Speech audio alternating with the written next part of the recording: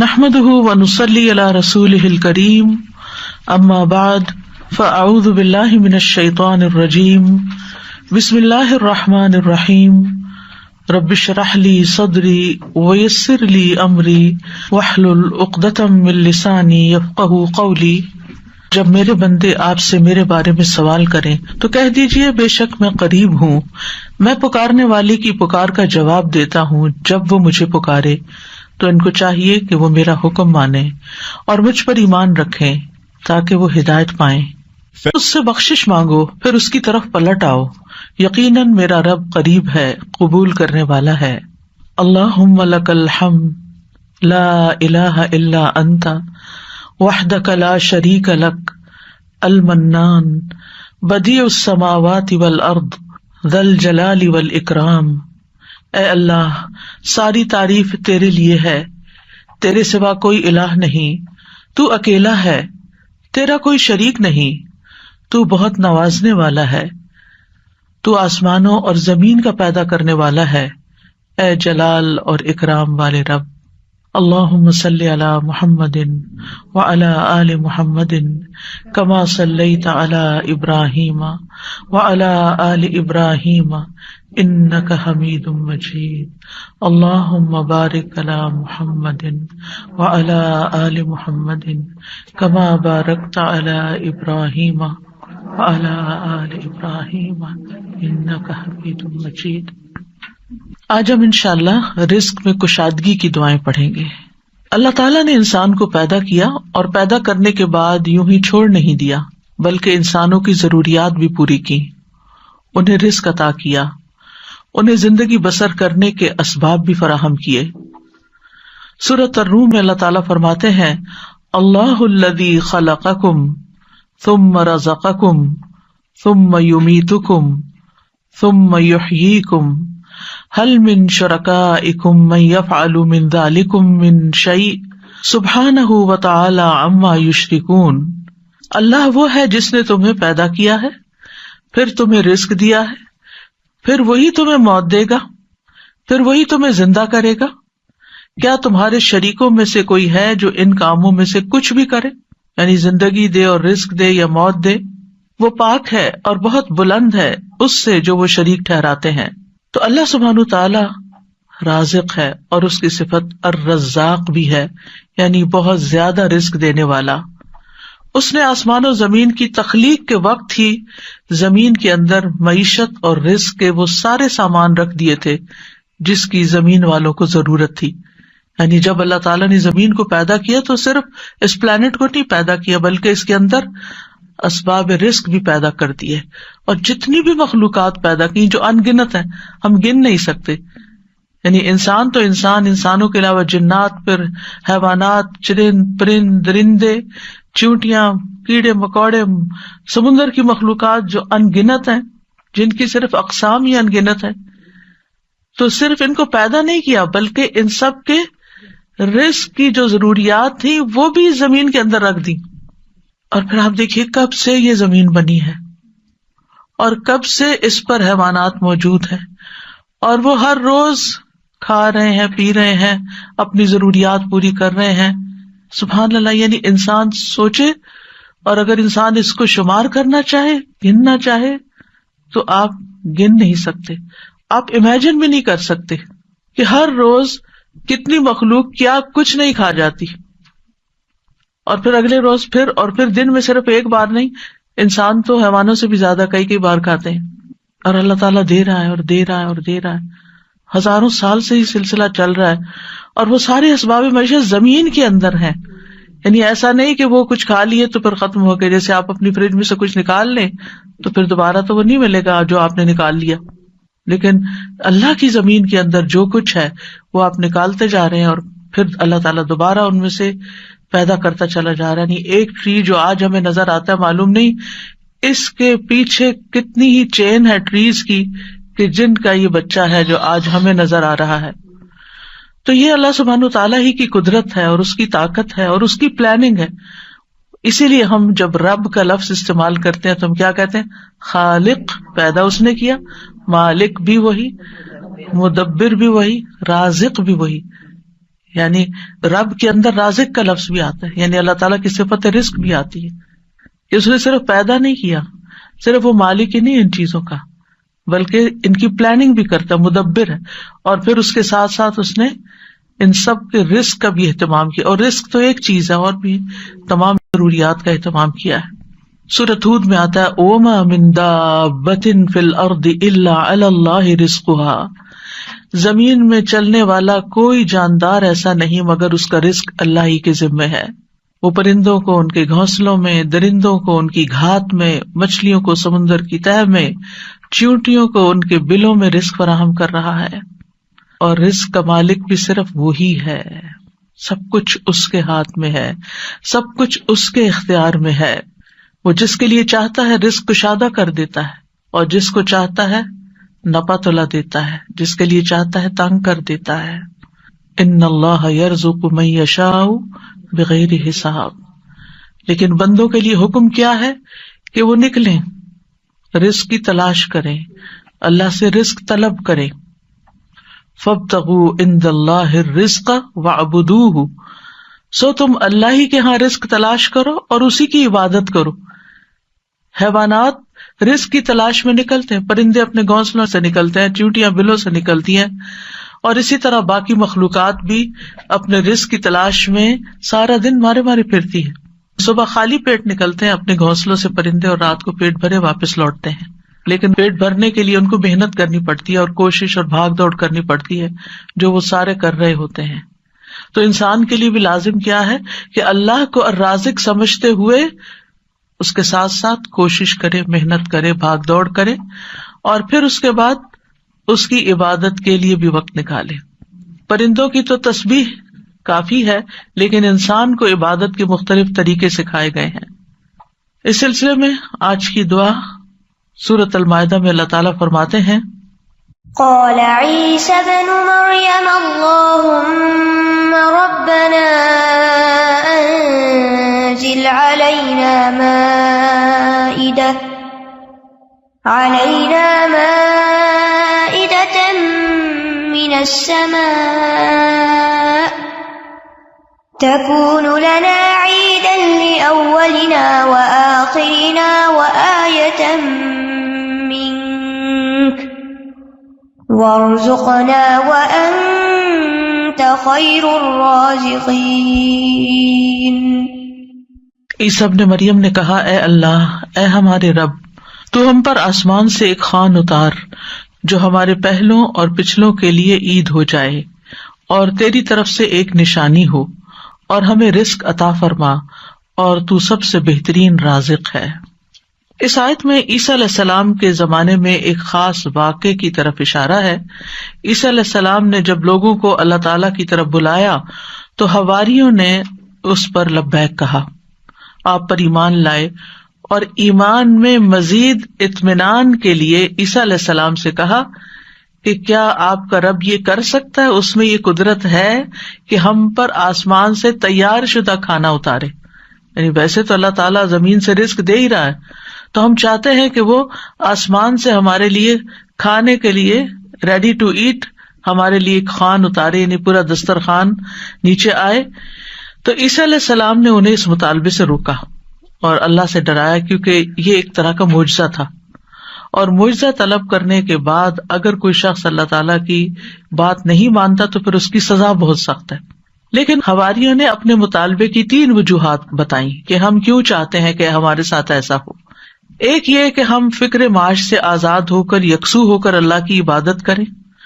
دوسرے یہ کہ ہمیں یقین حاصل ہو جائے کہ آپ جو کچھ ہمیں کہہ رہے ہیں کہ یہ اللہ کی طرف سے ہے، وہ بالکل سچ ہے، حقیقت ہے، اور اللہ واقعی ہر چیز پر قدرت رکھتا ہے. اور تیسرے یہ کہ جب وہ دسترخوان نازل ہو تو پھر ہم سب خوش ہو جائیں. ظاہر ہے کہ اللہ کی طرف سے جو کھانا آئے گا تو اس کا تو پھر کیا ہی لطف ہوگا اور کیا ہی اس کا حساب ہوگا. تو ہم اس دن کو پھر خوشی کا دن بنا لیں، ہماری عید کا دن بن جائے، اور پھر ہم آئندہ بھی اس دن کو یاد رکھتے ہوئے ہر سال عید منایا کریں. جب ان کا یہ مطالبہ سنا تو عیسیٰ علیہ السلام نے نہایت عاجزی کے ساتھ اللہ رب العزت سے دعا کی، لوگوں کا یہ مطالبہ اللہ تعالیٰ کے سامنے پیش کر دیا، اور اللہ تعالیٰ سے دعا کی کہ لوگوں کو غیب سے رزق عطا فرمائے جو ان کے اگلوں اور پچھلوں کے لیے ایک یادگار خوشی کا دن بن جائے، اور یہ ایسا معجزہ ہو کہ لوگ اپنی آنکھوں سے دیکھ لیں کہ کس طرح آسمان سے اترا، یعنی وہ زمین کے رزق سے پھر مختلف چیز ہو، کیونکہ زمین کا رزق تو سب اپنی آنکھوں سے دیکھتے ہیں، جو کچھ زمین پیدا کرتی ہے اور جو سمندر سے اور مختلف سورسز سے ہمیں رزق حاصل ہوتا ہے، لیکن یہ جو آسمان کا رزق ہے obviously یہ زمین کے رزق سے مختلف ہوگا، تو اس سے ہمارا ایمان بڑھ جائے گا۔ تو عیسیٰ علیہ السلام نے عرض کی قال عیسی ابن مریم اللہم ربنا، آپ دیکھیے دعاؤں میں یا اللہم آتا ہے یا ربنا آتا ہے، یہاں عیسیٰ علیہ السلام نے دونوں صیغے استعمال کیے ہیں، اللہم ربنا یعنی حواریوں کا مطالبہ قبول کر کے اللہ سبحانہ وتعالیٰ سے نہایت عاجزی کے ساتھ دعا کی کہ اے اللہ، اللہم اے اللہ، ربنا جو ہمارا پالنے والا ہے، جو ہمارا رب ہے۔ اور اس سے یہ بھی ظاہر ہوتا ہے کہ عیسیٰ علیہ السلام اپنے آپ کو نہ اللہ سمجھتے تھے، نہ اللہ کا بیٹا، اور نہ ہی رب سمجھتے تھے، بلکہ وہ اللہ سبحانہ تعالیٰ کو یا اللہ اور یا رب کہہ کے پکار رہے تھے۔ تو اس سے کیا ظاہر ہوتا ہے کہ وہ خود رب نہیں تھے، اور نہ ہی وہ اس کے قائل تھے، اور نہ ہی وہ کسی چیز میں اپنا کوئی اختیار سمجھتے تھے۔ اور پھر یہ بھی دیکھیے کہ حواریوں نے عیسیٰ علیہ السلام سے یہ کیوں کہا کہ آپ دعا کریں؟ اگر وہ انہی کو رب مانتے ہوتے تو انہی سے مانگ لیتے۔ تو ان سے جب انہوں نے یہ کہا تو اس سے یہ پتا چلتا ہے کہ عیسیٰ علیہ السلام کے ماننے والوں کے ذہن میں کہیں دور پار بھی یہ خیال نہیں تھا کہ عیسیٰ علیہ السلام اللہ کا کوئی حصہ ہے نعوذ باللہ، یا کوئی بیٹے ہیں، یا کسی بھی طرح الوہیت کا کوئی مقام رکھتے ہیں۔ وہ ان کو ایک نبی کے طور پر ہی سمجھتے تھے۔ تو انہوں نے اللہ سبحانہ وتعالیٰ ہی کی ربوبیت کا اس بات کیا یا اس پر ایمان لائے۔ پھر کہا کہ تکون لنا عیدا لاولنا وآخرنا، عید کا لفظ عاد یعود سے ہے، لوٹ کر آنا، یعنی وہ خوشی جو بار بار آئے، ہر سال پلٹ کر آئے۔ یہ سالانہ بھی ہو سکتی ہے اور ہفتہ وار بھی۔ مسلمانوں کی 2 عیدیں سالانہ ہیں اور 1 ہفتہ وار ہے۔ اس کے علاوہ کوئی اور عید ثابت نہیں ہے جو ہم نے خود سے بنا لی ہیں عیدیں، وہ قرآن و سنت سے ثابت نہیں ہے۔ تو ہم سالانہ عید تو اچھی طرح مناتے ہیں، لیکن افسوس یہ کہ جمعے کا اہتمام کم سے کم ہوتا جا رہا ہے۔ جمعے کے دن بھی غسل کرنا چاہیے، اچھے صاف ستھرے کپڑے پہننے چاہیے، تیار ہونا چاہیے، اہتمام کرنا چاہیے۔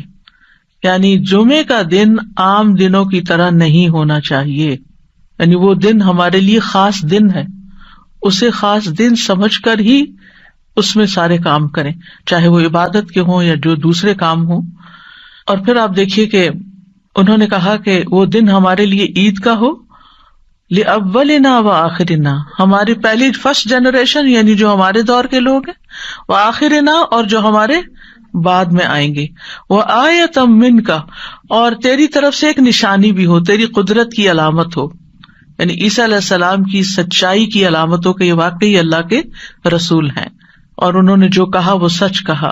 اور پھر وارزقنا وانت خیر الرازقین دعا بھی کی، اور یہ رزق کے حصول کی دعا بھی ہے، یعنی اتنا حصہ اگر انسان پڑھتا ہے، وارزقنا وانت خیر الرازقین، تو ہمیں عطا کر، ہمیں رزق دے، اور تو سب سے بہترین رزق دینے والا ہے، اور یہاں پر ہمیں کسی مشقت کے بغیر اپنے پاس سے رزق عطا فرما۔ اب آپ دیکھیے کہ اللہ سبحانہ تعالی بہترین رازق ہے، یعنی کس اعتبار سے کہ جو اس کی طرف سے رزق آتا ہے وہ اپنی کیفیت کے اعتبار سے اور کمیت کے اعتبار سے بہترین ہوتا ہے، یعنی سب سے افضل ہوتا ہے۔ اور انسانوں نے اس کی جو شکلیں بنا لی ہیں، پروسیس کر لیا اس کو، تو وہ اپنی کیفیت کے اعتبار سے بہترین نہیں رہا، کیونکہ انسانوں کے لیے اس طرح فائدہ مند نہیں۔ آپ نے دیکھا ہوگا کہ جو چیزیں نیچرلی اگتی ہیں، گرو کرتی ہیں، اور جو فریش فوڈ آپ سی سے لیتے ہیں، سی فوڈ ہوتی ہے یا کچھ، یا ہم باقی غذاؤں کے مقابلے میں زیادہ صحت مند غذائیں ہوتی، خیر الرازقین۔ اور اس لیے بھی خیر الرازقین کہا گیا اللہ تعالیٰ کو کہ لوگ اگر اللہ تعالیٰ کی نافرمانی بھی کریں تو بھی وہ ان کو اپنا رزق دیتا ہے، وہ کفر بھی کریں، اس کا انکار بھی کریں، اس سے ناراض بھی ہوں، پھر بھی رزق دیتا ہے. لیکن بندوں میں سے جو کسی کو رزق دیتے ہیں وہ ایسا نہیں کرتے، حتیٰ کہ ماں باپ بھی اگر دیکھتے ہیں کہ بچے بات نہیں مانتے تو ان سے کنارہ کش ہو جاتے ہیں. آپ جہاں جاب کرتے ہیں جاب نہیں کریں تو آپ کو کوئی سیلری نہیں دے گا. انسانوں کا معاملہ یہ ہوتا ہے. لیکن اللہ سبحانہ وتعالیٰ آپ عبادت کریں یا نہ، آپ نماز پڑھیں یا نہ، آپ روزہ رکھیں یا نہ، وہ آپ کو کھانے کو دیتا رہے گا. تو اس دعا سے یہ پتہ چلتا ہے کہ انسان جب دعا کرے تو بہت عاجزی کے ساتھ دعا کرے اور اللہ تعالیٰ کو اس کے بہترین ناموں کے ساتھ پکارے. اللہم ربنا، یہ دونوں نام اکٹھے بھی کر سکتے ہیں، اور اس کے علاوہ بھی یا رزاق، یا فتاح. اور پھر یہ کہ انتہائی عاجزی اور انکساری رویے میں بھی ہونی چاہیے کہ اللہ ہم محتاج ہیں، تو دینے والا ہے. اور پھر اللہ تعالیٰ سے بہترین رزق مانگنا چاہیے، یعنی تو بہترین رزق دینے والا. اللہ تعالیٰ کی صفت کو بیان کیا جا رہا ہے، یعنی ہمیں بھی ایک طرح سے انڈائریکٹلی کیا کہا جا رہا ہے کہ ہمیں بھی بہترین رزق عطا فرما. رزق کیا چیز ہے، یعنی رزق کا اطلاق کس کس چیز پر ہوتا ہے؟ ابن منظور لسان العرب میں کہتے ہیں رزق سے مراد ہر وہ چیز ہے جس کے ساتھ ہر زندہ مخلوق کی زندگی قائم ہوتی ہے، یعنی جس پر زندگی کا انحصار ہوتا ہے، خواہ وہ چیز مانوی ہو یا مادی ہو. مانوی سے مراد یعنی جس کو ہم چھو نہیں سکتے، جس کو ہم جانتے ہیں، سمجھتے ہیں، محسوس کرتے ہیں، یعنی انٹینجیبل جس کو آپ کہہ سکتے ہیں. تو رزق دونوں طرح ہوتا ہے، ٹینجیبل بھی اور انٹینجیبل بھی. اسی طرح بعض نے یہ کہا کہ ہر نعمت ہی ایک طرح سے رزق ہے، یعنی جتنی بھی نعمتیں ہمیں ملی ہیں وہ ساری رزق ہیں. یعنی صرف مال ہی رزق نہیں ہے بلکہ رزق کا ایک وسیع دروازہ ہے. ہر وہ چیز جو اللہ تعالی بندوں پر نعمتوں کی صورت میں انعام فرماتا ہے، جیسے مال، اولاد، ہسبینڈ، اہل و عیال، ماں باپ، پھر اسی طرح صحت، محبت، قبولیت، یہ ساری چیزیں رزق کہلاتی ہیں. اور یہ اللہ تعالیٰ کی طرف سے تقدیر میں مقرر کر دی گئی ہیں، یعنی اللہ تعالیٰ نے ہر بندے کا رزق مقرر کر رکھا ہے کہ اس کو کتنا دینا ہے. تو انسان کے لیے پھر کیا لازم ہے کہ اللہ جب دے تو پھر انسان شکر ادا کرے. جیسے اوپر میں نے ذکر کیا کہ حصی اور مانوی دونوں اعتبار سے جو نعمتیں ہمیں ملی ہیں وہ رزق ہیں، تو محبت بھی ایک رزق ہے. حضرت عائشہ کہتی ہیں میں نے نبی صلی اللہ علیہ وسلم کی ازواج میں سے کسی پر رشک نہیں کیا سوائے خدیجہ رضی اللہ عنہا کے، اور میں نے حضرت خدیجہ کو نہیں دیکھا، یعنی ان کو زمانہ نہیں پایا. وہ فرماتی ہے کہ رسول اللہ صلی اللہ علیہ وسلم جب بکری ذبح کرتے تو آپ فرماتے کہ اس کا گوشت خدیجہ کی سہیلیوں کو بھیج دو. وہ کہتی ہے کہ ایک دن میں غصے میں آ گئی میں نے کہا آپ ہر وقت خدیجہ خدیجہ کرتے ہیں اور اس کی سہیلیوں تک کا خیال رکھتے ہیں. تو رسول اللہ صلی اللہ علیہ وسلم نے فرمایا انی قد رزقت حبھا، مجھے خدیجہ کی محبت عطا کی گئی ہے، یعنی اللہ نے میرے دل میں اس کی محبت ڈالی. انسان کسی کو مرنے کے بعد صرف محبت کی وجہ سے یاد رکھ سکتا ہے کہ جس کے ساتھ آپ کا کوئی قلبی تعلق ہو، اور یہ بھی اللہ دلوں میں ڈالتا ہے. قرآن مجید میں آتا ہے ان الذین آمنوا وعملوا الصالحات سیجعل لهم الرحمن ودا، بے شک جو لوگ ایمان لائے اور انہوں نے نیک عمل کیے رحمان ان کے لیے دلوں میں محبت ڈال دے گا. آپ کسی سے زبردستی محبت نہیں کرا سکتے، آپ کسی کے آگے رو پیٹ کے، اس کے ساتھ غصہ کر کے، اس کی منتیں کر کے، یا اس کو مال دے کے، یا اس کی خوشامد کر کے آپ اس سے کہیں آپ مجھے محبت دیں، آپ مجھ سے محبت کریں، کبھی بھی نہیں کوئی کرے گا جب تک اللہ دلوں میں محبت نہ ڈالے.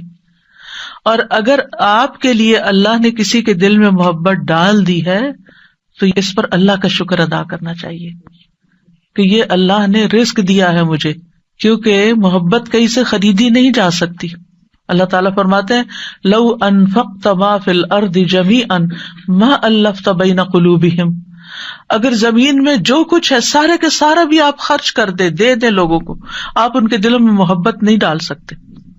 یعنی نہ یہ مال سے خریدی جا سکتی ہے، اور نہ ہی یہ کسی مطالبے سے خریدی جا سکتی ہے، اور نہ ہی یہ احسان جتا کے اور کسی کو ذلیل کر کے یا کسی کو کسی طرح مجبور کر کے محبت لی جا سکتی ہے. یہ اللہ کی دین ہوتی ہے، اور جس کو اللہ دے وہی محبت حاصل کرتا ہے. اور اس کے پیچھے بھاگنا نہیں چاہیے، بھاگنا چاہیے اللہ کی رضا کے کاموں میں. اور نہ اس بات کی فکر کرنی چاہیے میری ماں مجھ سے محبت کرتی ہے کہ نہیں، کیونکہ کچھ بچوں کو ساری زندگی یہی یقین نہیں آتا کہ ماں محبت کرتی ہے، شوہر مجھ سے محبت کرتا ہے کہ نہیں، ساری زندگی شک میں پڑی رہتی ہیں، حتیٰ کہ بیمار پڑ جاتی ہیں بعض خواتین. ریسنٹلی کسی کے بارے میں جو پتا چلا کہ ان کا دماغ چل گیا صرف اس بات پہ کہ ہسبینڈ مجھ سے وہ محبت نہیں کرتا جو مجھے چاہیے، اور اس کی وجہ سے مزری، دنیا کی ہر نعمت ہے اس کے پاس، لیکن اب وہ ایک طرح سے ذہنی مریض بن گئی خاتون. وہ تو خیر ایک سیویئر کیس ہو گیا نا، لیکن اس سے نچلے درجے پر کسی نہ کسی ڈگری، کسی نہ کسی لیول پر ہر شخص کو یہ شکوہ رہتا ہے، اور اس سے باہر نکلنا چاہیے، کیونکہ انسان اس سے اپنی صلاحیتیں کھو دیتا ہے. انسان کی پروڈکٹیوٹی ماری جاتی ہے جب انسان لوگوں کی محبت کا یا تو دیوانہ ہوتا ہے، اور یا وہ اس کا فقیر بن جاتا ہے، یا اس کو یہ پریشانی لگ جاتی ہے کہ کوئی مجھ سے محبت کیوں نہیں کرتا، کیونکہ اس پریشانی سے انسان کو حاصل کچھ نہیں ہوتا. اور پھر آپ دیکھیے کہ بعض اوقات خواتین کا مسئلہ یہ بھی ہوتا ہے کہ ان کے اوپر کچھ کنڈیشنز ایسی ہوتی ہیں، ہارمونل چینجز ہوتے ہیں، پیریڈز کا مسئلہ ہے، بچوں کی ولادت کا مسئلہ ہے، اور کئی طرح کی پریشانیاں، بچوں کو دودھ پلا رہی ہے، فزیکل کنڈیشنز کتنی بدلتی جاتی ہیں، جس کی وجہ سے عموماً وہ زیادہ اٹینشن سیکرز ہوتی ہیں. تو یہ جو اٹینشن سیکنگ ہے یہ بھی ایک بیماری ہے، یعنی اس میں بھی آپ نے اپنا ریموٹ کنٹرول دوسرے کے ہاتھ میں دیا ہوا ہے. وہ آپ کو اٹینشن دے تو آپ خوش، آپ کے اپنے پاس کوئی چیز نہیں کہ جس سے آپ خوش ہو سکیں. بھائی آپ کے اپنے پاس کوئی چیز ہونی چاہیے، آپ انڈیپینڈنٹ ہو، کیوں کسی کی غلامی میں پڑے ہوئے ہیں، انڈیپینڈنٹ ہو، آپ اپنے چائے کے کپ کو انجوائے کریں، آپ اپنے بک ریڈنگ کو انجوائے کریں، آپ اپنے گھر کے کام کو انجوائے کریں، آپ مختلف چیزوں کے اندر مختلف ایکٹیویٹیز میں اپنے آپ کو انوالو کر کے وہاں سے آپ خوشی حاصل کریں. اپنی خوشیاں اپنے بچوں کے اندر مت ڈال دیں کہ بچے سامنے ہوں گے تو میں خوش ہوں گی اور بچے نہیں تو میں خوشی نہیں. آپ اپنی خوشیاں مال و دولت میں نہیں ڈالیں کہ میرے پاس ڈھیر مال آئے گا ہر مہینے تو پھر ہی میں خوش ہوں گی، اور اگر کسی مہینے کے اوپر نیچے ہو گیا تو میری ساری خوشی چلی گئی. چیزوں کے اندر، انسانوں کے اندر خوشیاں نہیں ڈھونڈیں. اور سب سے بڑی خوشی تو خود اللہ کے ذکر میں ہے، اللہ کی یاد میں ہے، اللہ کی عبادت میں ہے، اللہ سبحانہ تعالیٰ کے دین میں ہے، اس دین کے علم حاصل کرنے میں ہے، اس علم کو سکھانے میں ہے، اس کے راستے میں نکلنے کو ہے. کیا آپ نے کسی حدیث میں صحابہ کرام میں سے کسی کے بارے میں یہ پڑھا تھا کہ وہ ذہنی مریض ہو گئے تھے؟ کوئی مینٹل النس تھی وہاں؟ کوئی ایموشنل امبیلنسز تھے وہاں؟ کوئی ان باتوں پر لڑائیاں تھیں آپس میں وہاں؟ ہرگز نہیں، کیونکہ وہ ایموشنلی اسٹرانگ تھے. میں جانتی ہوں، میں خود ایک عورت ہوں، عورت ایموشنلی ویک ہوتی ہے مرد کے مقابلے میں، لیکن اس کو اپنی ویکنیس نہ بننے دیں. کانفیڈنٹ ہو، اسٹرانگ ہو، اپنے لیے زندگی میں خود چیزیں تلاش کریں کہ جس کام کے لیے اللہ نے آپ کو بنایا، آپ کی زندگی میں وہ کیا مقصد ہونا چاہیے، وہ کون سا کام ایسا ہے کہ جس کو کر کے آپ کو خوشی ملتی ہے، اس کو پکڑ لیں. اگر وہ جائز ہے اور اللہ کی حدود کے اندر ہے اور اللہ تعالیٰ کی ناراضگی کا نہیں. یعنی میں آپ کے لیے سجیسٹ نہیں کر سکتی، ہر انسان کو اللہ تعالیٰ نے مختلف بنایا ہے، اور ہر انسان کسی کی ذہنی ضروریات اور طرح کی ہوتی ہے، کسی کی اور طرح سوچ ہوتی ہے. کوئی میتھمیٹکس میں بہت اچھا، کوئی شاعری میں بہت اچھا، کوئی لٹریچر میں بہت اچھا، کوئی کسی چیز میں، کوئی کسی چیز میں. آپ دیکھیں آپ کی اسٹرینتھ کیا ہے، اللہ نے آپ کو کیا دے کے بھیجا ہے، تو اس چیز کو تلاش کریں، اپنے اسکلز کو ڈیولپ کریں، اپنے آپ کو اسٹرانگ کریں، اور اپنی زندگی کو بہترین کاموں میں استعمال کریں، کیونکہ اس پر انحصار ہے آخرت کے درجے کا. آج ضائع کر دیا نا اپنا وقت اور اپنی صلاحیتیں اور اپنی زندگی، کیونکہ بعض لوگ تو پھر بیمار پڑ کے کچھ کرنے کے قابل نہیں رہتے، اور بعض لوگ تو پھر نہ کسی عبادت کے لائق اور اپنے آپ کو بھی نہیں سنبھال سکتے. پھر وہ زندگی کیا زندگی ہے؟ یعنی آپ دیکھیں کہ ایک شخص جو ذہنی مریض بن جائے، اللہ تعالیٰ ہر ایک کو بچائے اس سے، اس کی کوئی زندگی وہ کچھ بھی کرنے کے قابل نہیں، وہ کیا زندگی جیتا ہے. اسی لیے ہمیں دعا سکھائی گئی کہ اللہ ہمیں ارذل العمر سے بچا، یعنی بڑھاپے میں بھی جا کے ہمارا دماغ نہ خراب ہو، کیونکہ جب لوگوں کی عمر زیادہ ہو جاتی ہے حافظہ ختم ہو جاتا ہے، کچھ لوگ الزائمر کے مریض ہو جاتے ہیں، کوئی ڈیمینشیا ہو جاتا ہے، ایجنگ کے ساتھ ساتھ ہوتا ہے. لیکن کچھ لوگ آپ دیکھیں ماشاءاللہ، کل کسی نے مجھے کسی عالم کی پکچر بھیجی کہ یہ پچھلے 51 ایئر سے اس مسجد میں، ایک سیم مسجد، ہر سال پورا قرآن سنا رہے ہیں، اور اس پکچر میں بھی وہ تراویح پڑھا رہے تھے کہ اس سال بھی وہ 81 ایئرس کے ہیں اور پورا قرآن سنائیں گے. وہ بھی تو انسان ہے. ان کو اللہ نے اتنا اسٹرانگ حافظہ کیوں دیا؟ اس قرآن کی برکت سے، کہ جب آپ نے سوچ لیا کہ میں نے سال کے آخر میں یہ کام کرنا، تو آپ پورا سال تیاری کریں گے نا. تو میں سوچ رہی تھی کہ کہاں وہ، کہاں ہم، ہر سال قرآن سنانا حافظے سے، اور اتنا ریگولرلی کنسسٹنسی کے ساتھ ایک کام کرتے چلے جانا، یہ ہے نا قابل رشک زندگیاں. یہ تھوڑی ہے کہ آج رو رہے ہیں، کل سو رہے ہیں، پرسوں کچھ کر رہے ہیں، ترسوں کچھ کر رہے ہیں، نہ ادھر کے نہ ادھر کے، نہ دنیا کے نہ آخرت کے. یہ تو اپنے آپ کو ضائع کرنا ہے. تو ہم میں سے ہر شخص یہ دیکھے وَلْتَنظُرْ نَفْسٌ مَا قَدَّمَتْ لِغَدٍ، ہر شخص دیکھے اس نے اپنی کل کے لیے کیا تیاری کی ہے، دنیا کے کل کے لیے بھی اور آخرت کے کل کے لیے بھی. اس کا فیوچر کیا ہے، کیونکہ ہر انسان کو وہی ملے گا جو وہ کر رہا ہے.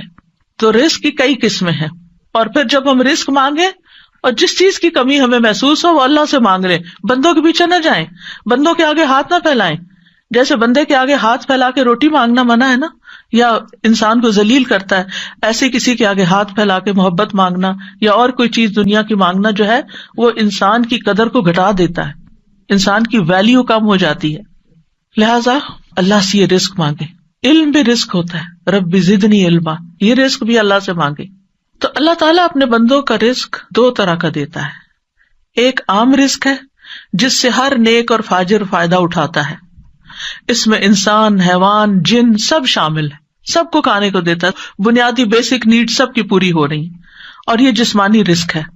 اور یہ اللہ نے تقسیم کیا اور ہر ایک کو زندہ رکھنے کے لیے اللہ نے ذمہ لیا ہوا ہے، کیونکہ زندگی کا انحصار اس پر ہے، زندگی اس پر ڈپینڈ کرتی ہے کہ یہ رزق آپ کے پاس ہو. رزق کی دوسری قسم خاص ہے، یہ اللہ تعالیٰ اپنے انبیاء اور اپنے رسولوں کے ہاتھ پر اپنے بندوں میں سے جسے چاہتا ہے یہ رزق عطا کرتا ہے، اور یہ ایمان اور توحید کا رزق ہے. وہ اپنے رسولوں کے ذریعے جسے چاہتا ہے دیتا ہے. یہ اللہ تعالیٰ صرف اس کو عطا کرتا ہے جو اس کا حقدار ہے، جو اس کا طلبگار ہے، جو اس پہ شکر گزار ہے. کیونکہ اگر آپ اس کی پرواہ نہیں کرتے کہ آپ ہدایت کے راستے پہ یا گمراہی پہ، تو اللہ کو بھی پرواہ نہیں. تو جو اس کو ڈیزرو کرتا ہے اور جو اس پہ پھر شکر ادا کرتا ہے کہ الحمدللہ الذی ہدانی لہذا، اللہ نے مجھے نعمت اسلام دی، میں شکر گزار ہوں اس پر. تو اللہ تعالیٰ تو بڑے فضل والا ہے، بہت زیادہ احسان کرنے والا ہے.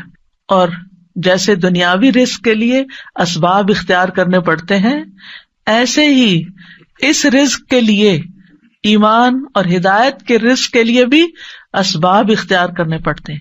آپ کو کوشش کرنا پڑتی ہے، آپ کو نکلنا پڑتا ہے کہ آپ کو یہ رزق بھی ملے.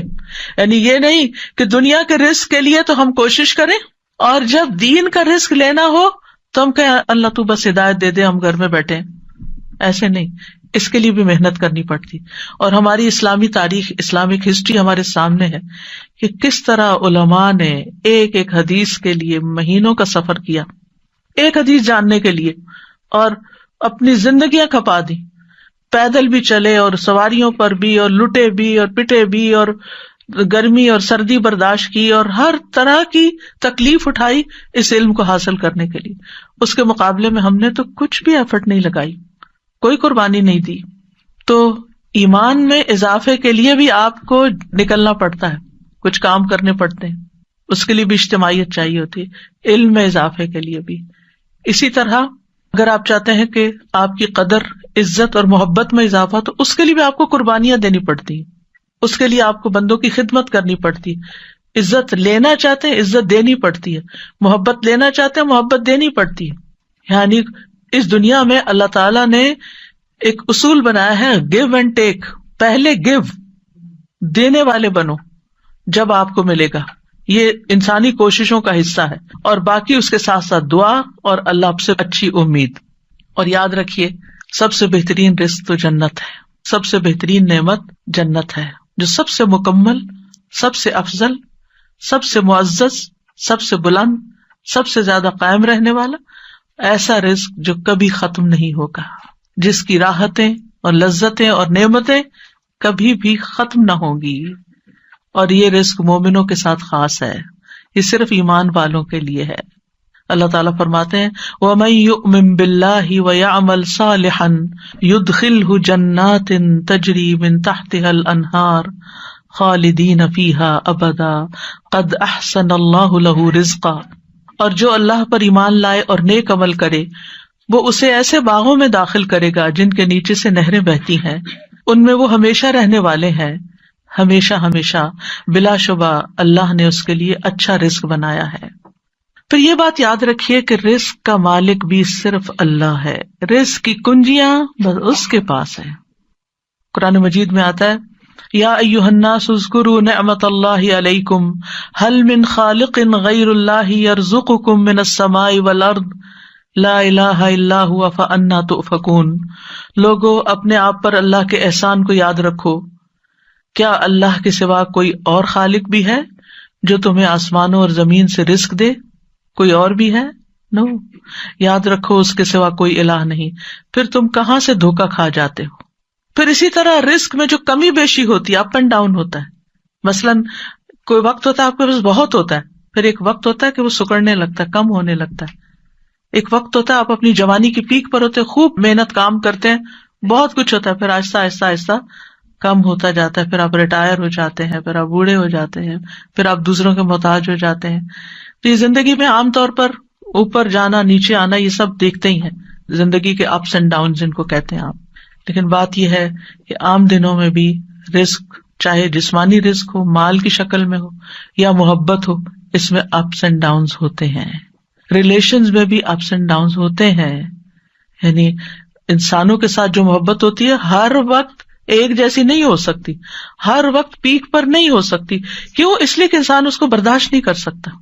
اللہ نے ہمارے لیے جذبات بنائے، بڑے خوبصورت ہیں یہ جذبات، لیکن ہر وقت جذبات میں رہنا نقصان دہ ہے، ہر وقت جذباتی زندگی گزارنا نقصان دہ ہے۔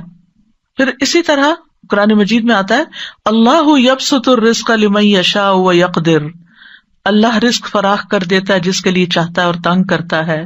وفرحوا بالحیات الدنیا، اور وہ دنیا کی زندگی پہ خوش ہو گئے۔ وما الحیات الدنیا فی الآخرۃ الا متاع، حالانکہ دنیا کی زندگی آخرت کے مقابلے میں تھوڑے سامان کے سوا کچھ نہیں۔ کیا اللہ تعالیٰ کے پاس کمی ہو جاتی کہ وہ ہمارا رزق تنگ کر دیتا؟ نہیں، ایسا نہیں ہے۔ لہو مقالید السماوات والارض، اسی کے پاس آسمان و زمین کی کنجیاں ہیں۔ یبسط الرزق لمن یشاء، پھر اس کی اپنی حکمت ہے، اس کی تقسیم ہے، جس کے لیے چاہتا پھیلا دیتا، ویقدر اور تنگ کر دیتا ہے۔ وہ جانتا ہے، پھیلا دیتا ہے، دیکھتا ہے، آزماتا ہے، کتنا شکر ادا کرتا ہے۔ لیبلونی ااشکر ام اکفر، اللہ نے مجھے یہ سب کچھ دیا کہ مجھے آزما رہا ہے، میں شکر کرتا ہوں یا ناشکری کرتا ہوں۔ اور پھر تنگ کر دیتا ہے کہ صبر کرتا ہے یا واویلا کرتا ہے یا حرام طریقے اختیار کرنے لگتا ہے، وہ بھی آزمائش ہو جاتی ہے۔ بہرحال اس کے پاس تو خزانے ہیں، وَلِلَّهِ خَزَائِنُ السَّمَاوَاتِ وَالْأَرْضِ، اللہ کے پاس آسمان و زمین کے خزانے ہیں، اور ان میں سے وہ جس کو چاہے خوب نواز سکتا ہے، اور جتنا چاہے دے، اس کے خزانوں میں کوئی کمی نہیں آتی۔ رسول اللہ صلی اللہ علیہ وسلم نے فرمایا اللہ کا دایاں ہاتھ بھرا ہوا ہے، اور دن رات کی فیاضی سے اس میں کوئی کمی واقع نہیں ہوتی۔ کیا تم دیکھتے نہیں کہ جب سے اس نے آسمان و زمین پیدا کیے تب سے اس نے کتنی فیاضی کی ہے، دے رہا، لیکن اس کے دائیں ہاتھ میں جو کچھ ہے اس میں کوئی کمی واقع نہیں ہوئی۔ یعنی عطا کرنے سے اس کے خزانوں میں کمی نہیں آتی۔ تو جب ہم دعا کریں نا، تو یہ میں آپ کو نالج کیوں دے رہی ہوں، تاکہ جب آپ اللہ سے رزق مانگیں تو آپ کے اللہ تعالیٰ آپ کے پاس تو ڈھیروں خزانے، اور دینے سے کمی بھی نہیں ہوتی۔ ایک تو ہے نا کہ آپ کسی سے مانگتے، وہ کہتا بھی نہیں میں نہیں دے سکتا، میرے تو اپنے لیے کافی نہیں۔ انسانوں کے ساتھ تو ایسا معاملہ کرتے ہیں کیونکہ وہ ان کے پاس ہوتا نہیں ہے، وہ خود محتاج ہے۔ لیکن اللہ تو محتاج نہیں نا کسی کا، وہ تو بادشاہ ہے، اور اس کے پاس تو خزانے ہیں، اور وہ صرف کون کہے گا اور آپ کے پاس ڈھیر لگ جائیں گے۔ تو یہ یقین رکھتے ہوئے کہ اللہ سبحانہ وتعالیٰ کے پاس بہت کچھ ہے، اللہ تعالیٰ فرماتے ہیں اے میرے بندو، اگر تمہارے اولین و آخرین اور جن و انس ایک صاف چٹیل میدان میں کھڑے ہو کر مجھ سے مانگے، سارے جمع ہو جاؤ، سب مانگے، اور میں ہر ایک کو جو وہ مجھ سے مانگے وہ عطا کر دوں، تو بھی میرے خزانوں میں کوئی کمی واقع نہیں ہوتی مگر اتنی جتنی سمندر میں سوئی ڈال کر نکالنے سے پانی میں کمی ہوتی۔ اللہ سبحانہ تعالیٰ کے خزانے آسمانوں میں بھی ہیں اور زمین میں بھی ہیں۔ وفی السماء رزقکم وما توعدون، اور پھر زمین پر بھی بے شمار ریسورسز ہیں۔ انسان کو چاہیے کہ انسان آگے بڑھے اور کوشش کرے۔ حاتم الاسم سے پوچھا گیا من این تاکل، تم کہاں سے کھاتے ہو؟ کہا من عند اللہ، اللہ کے پاس سے۔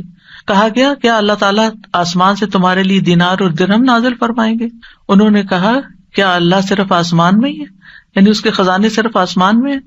یہ زمین بھی اسی کی ہے اور یہ آسمان بھی اسی کا ہے، اگر وہ میرا رزق آسمان سے نہ دے گا تو زمین سے چلا کر میرے پاس لے آئے گا، یعنی وہ کہیں سے بھی دے سکتا ہے، ساری مخلوق کو دیکھتا، کمزور سے کمزور ترین چھوٹی سے چھوٹی چیز کو بھی وہ رزق دیتا ہے، ہمیں جن کا منہ بھی نظر نہیں آتا وہ ان کی بھی ضروریات پوری کرتا ہے۔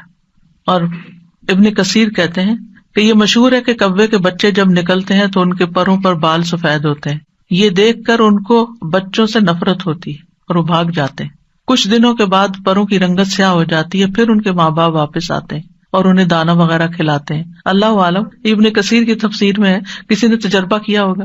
ابتدائی ایام میں جب کہ ماں باپ ان بچوں سے متنفر ہو کے بھاگ جاتے ہیں اور پاس بھی نہیں آتے، اللہ تعالیٰ چھوٹے چھوٹے مچھر ان کے پاس بھیج دیتا ہے، وہی ان کی غذا بن جاتے ہیں۔ کہاں سے وہ دیتا ہے؟ یعنی اتنے چھوٹے، آپ دیکھیں کہ انڈا ہی کتنا چھوٹا ہوتا ہے اور اس میں بچہ کتنا چھوٹا ہوتا ہے، اور اللہ تعالیٰ ان کو بھیج دیتا ہے جاؤ ان کی ضرورت پوری کرو۔ تو جو ان پرندوں کو دیتا ہے جن کے ماں باپ چھوڑ جاتے ہیں یا مر ہی جاتے ہیں، وہ ہمیں نہیں دے سکتا؟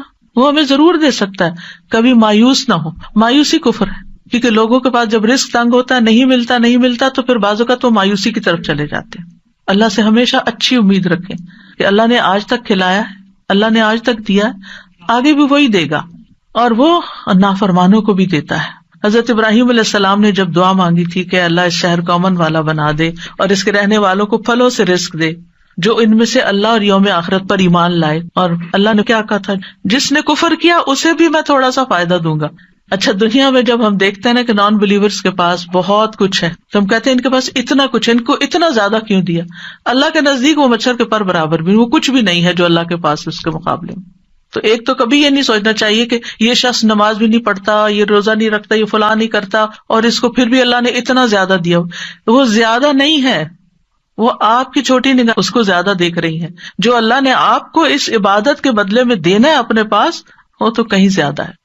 اس کے سامنے تو ساری دنیا کا مال بھی مچھر کے پر سے زیادہ نہیں ہے، بہت ہی حقیر ہے۔ تو دنیا میں اللہ تعالیٰ کسی کو جو دیتا ہے وہ بہت تھوڑا ہے بنسبت اس کے جو اللہ کے پسندیدہ بندوں کو آگے ملنے والا ہے۔ شیطان بھی اللہ ہی سے اپنا رزق مانگتا ہے۔ ابلیس نے کہا میرے رب تو نے اپنی ساری مخلوق کا رزق واضح کر دیا، میرا رزق کہاں ہے؟ اللہ تعالیٰ نے فرمایا ہر وہ چیز جس پہ میرا نام نہ لیا جائے وہ بندوں کے ساتھ پہ شامل ہو جاتا ہے۔